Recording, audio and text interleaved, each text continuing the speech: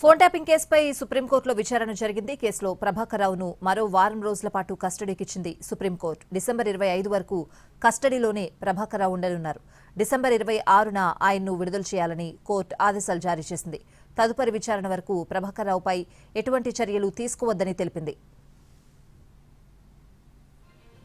Prabhakar Rao custody ఇంటెరోగేషన్ status రిపోర్టును కోర్టుకు అందించింది ప్రభుత్వం. కస్టడీలో ప్రభాకర్ రావు సహకరించడం లేదని పేర్కొంది. మరికొన్ని రోజులు విచారించాలని చెప్పారు. అనైతికంగా ఫోన్ ట్యాపింగ్ చేశారని స్టేటస్ రిపోర్టులో తెలిపారు.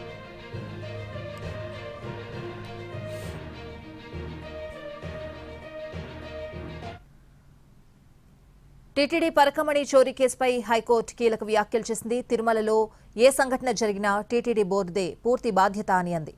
పరకమణి లెక్కింపు వ్యవహారంలో గత విచారణలో సలహాలివ్వమన్నా దానిపై ఏవైనా సలహాలిస్తారా అని టీటీడీ తరపు న్యాయవాదులు ప్రశ్నించింది న్యాయస్థానం.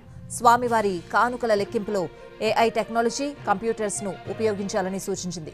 ఇక్కడ ఏ సంఘటన జరిగినా భక్తుల మనోభావాలు దెబ్బతింటాయని, దీనిని పూర్తిగా టీటీడీ బోర్డుదే బాధ్యత అని వ్యాఖ్యానించింది. స్వామివారికి భక్తులు సమర్పించే కానుకల లెక్కింపులో పారదర్శకత ఉండాలని, చివరి పైసా వరకు లెక్క సరిగ్గా ఉండాలని న్యాయస్థానం అభిప్రాయపడింది. భక్తుల మనోభావాలు దెబ్బతినకుండా వెంటనే లెక్కింపు, పర్యవేక్షణ కోసం ఏఐ టెక్నాలజీని ఉపయోగించాలని, దీనిపై టీటీడీ వెంటనే చర్యలు చేపట్టాలని సూచించింది. 2 వారాల్లోగా నివేదిక ఇవ్వాలని ఆదేశించింది. తదుపరి విచారణ వచ్చే శుక్రవారానికి వాయిదా వేసింది.